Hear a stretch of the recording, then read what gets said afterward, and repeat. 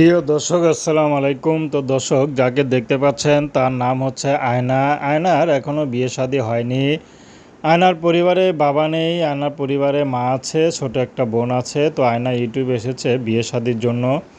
আয়না দেখতে মাশাল্লাহ ভালোই, লম্বা চূড়াও আছে, কিন্তু আয়নার পড়াশোনা তেমন একটা নেই। পড়াশোনার আয়নার খুব ইচ্ছা ছিল, আয়নাকে জিজ্ঞেস করা হয়েছিল আপনার দেখতে মাশাল্লাহ বেশ সুন্দর, তাহলে পড়াশোনা কেন করেন নাই?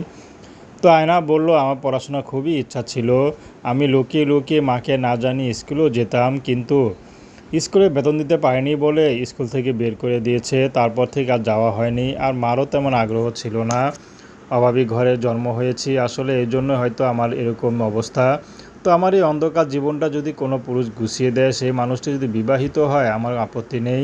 কারণ আমি চাই একটা ভালো একটা জীবন, যে জীবনে শুধু শান্তি থাকবে, কোনো ঝামেলা থাকবে না। আমি কোনো ঝামেলা পছন্দ করি না। যদি কোনো বিবাহিত পুরুষ বিয়ে করে, বয়স্ক পুরুষও বিয়ে করে, যদি সে আমার সব কিছু মেনে নিতে পারে, প্রথম স্ত্রীকে মানতে পারে, আমি রাজি আছি। তো দর্শক, প্রেম ভালোবাসা বিয়ে শাদী করা আপনাদের ব্যক্তিগত ব্যাপার। আসসালামু আলাইকুম।